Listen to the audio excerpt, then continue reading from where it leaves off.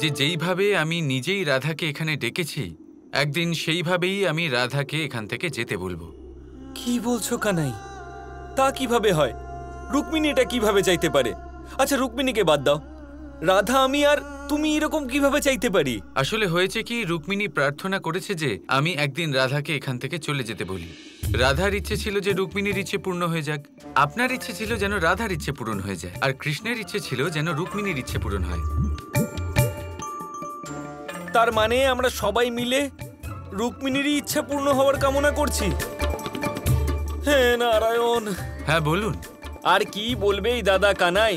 যদি এরকম কিছু হবার ছিল তুমি আমাকে আগে থেকে বলতে পারোনি, যখন আমি নিজের ইচ্ছা জানাচ্ছিলাম তার আগে? আমি তো বলেছিলাম রেবতী বৌদির জন্য কিছু চেয়ে নিন, বলেছিলাম তো আমি। তাহলে কি তুমি নিজেই রাধাকে বলে দেবে চলে যাওয়ার জন্য কানাই? আমার তো এটা শুধুমাত্র ভেবেই খারাপ লাগছে কানাই।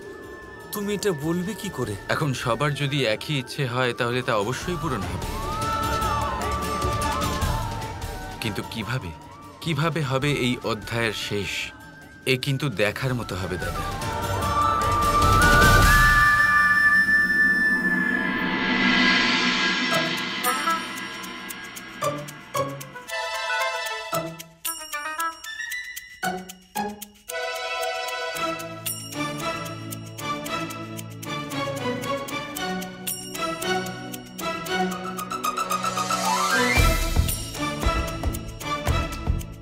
তুমি এসে গেছো কৃষ্ণ?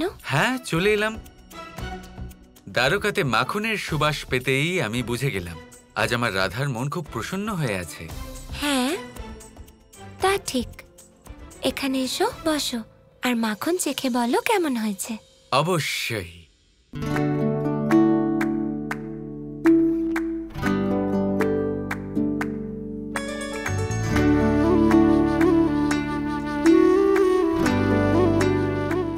বাহ, একেবারে বর্ষণার স্বাদ দ্বারকাতে চলে এসেছে।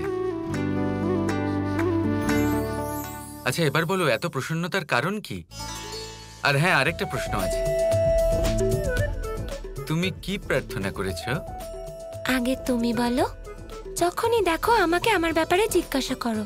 তুমি কি প্রার্থনা করেছো? আমি তো এটাই প্রার্থনা করেছি যে রুক্মিণীর যাই ইচ্ছে থাকুক তা যেন পূরণ হয়। তাহলে যা কৃষ্ণের ইচ্ছে সেটাই তো রাধারও ইচ্ছে, তাই না?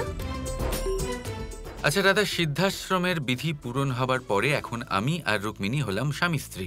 আমাদের বিয়ে এখন সম্পন্ন হয়ে গেছে। অর্থাৎ তোমার কি মনে হয় আমার রুক্মিণীর সাথে কিভাবে থাকা উচিত আর তোমার সাথে কিভাবে থাকা উচিত? কৃষ্ণ, এটা আবার কিরম প্রশ্ন? তুমি জানো তাও আমায় জিজ্ঞাসা করছো? রুক্মিণীর সাথে একজন স্বামীর মতো থাকবে, ওকে যথেষ্ট স্নেহ আর সম্মান দিও নিজের দায়িত্ব পালন করে, আর আমার সাথে আমার সর্বপ্রিয় সখার মতো। সুখের ইচ্ছে তোমার জন্য আদেশ, তাই না? তাহলে যাও, তোমার স্ত্রী তোমার জন্য অপেক্ষা করছে। অবশ্যই।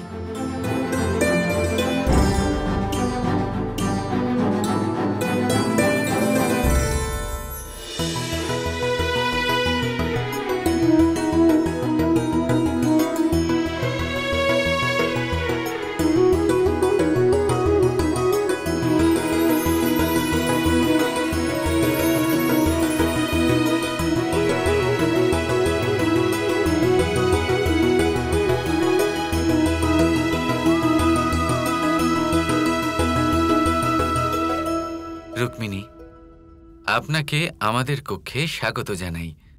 অসাধারণ! সত্যি কৃষ্ণ, আপনি কত সুন্দর আর অনন্য কক্ষ বানিয়েছেন আমাদের জন্য। আর আজ আপনাকে এটাও বলতে চাই যে আজ আপনাকে অত্যন্ত সুন্দর দেখাচ্ছে।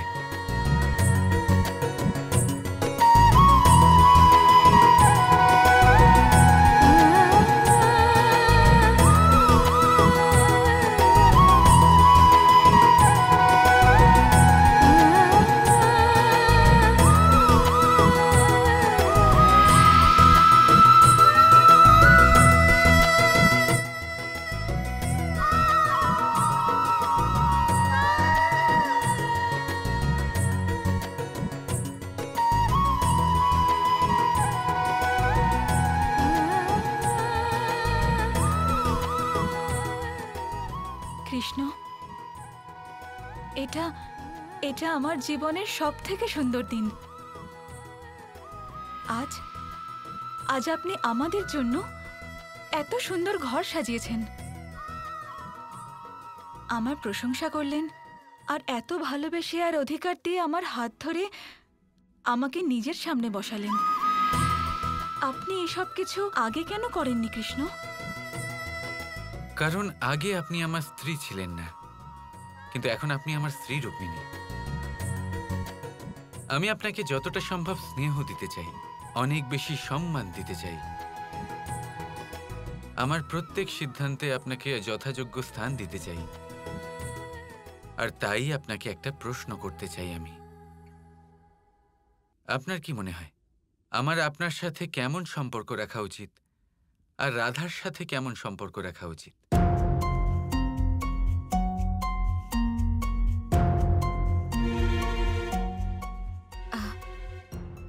এটা তো খুবই সহজ প্রশ্ন কৃষ্ণ। আপনি আমার সাথে একজন স্বামীর মতো আর রাধার সাথে একজন সখার মতো আচরণ করুন। ঠিক তো? হ্যাঁ।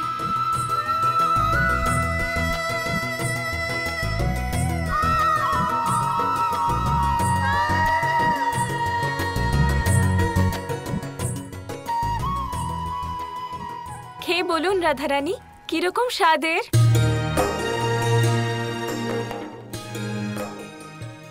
এতে একটু নুন আর লঙ্কা দিয়ে দাও, আর ওটা আরেকটু সেদ্ধ করো।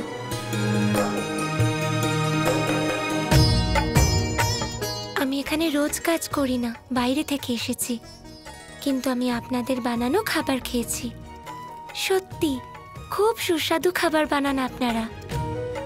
চিন্তা করবেন না, আমার বিশ্বাস করুন। দ্বারকাধীশের বিয়ের পরে ওনার প্রথম মহাভোজ, খুবই প্রশংসা পাবে। রানী রুক্মিণীর জয় হোক।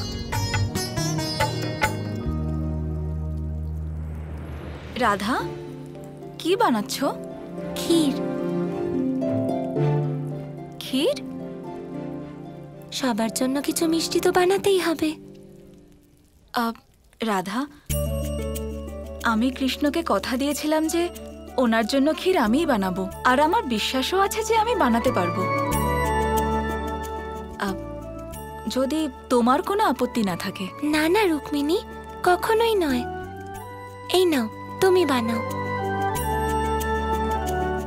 আর যদি কোনো সাহায্যের দরকার পড়ে আমায় জানিও।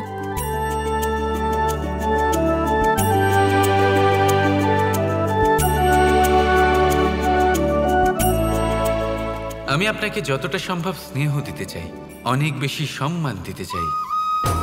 আমার প্রত্যেক সিদ্ধান্তে আপনাকে যথাযোগ্য স্থান দিতে চাই।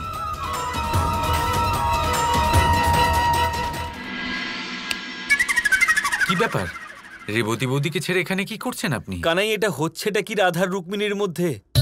আরে চলছেটা কি এসব? আমি তো কিছুই বুঝতে পারছি না। এটা তাহলে এই চিন্তাতেই মগ্ন হয়ে আছেন?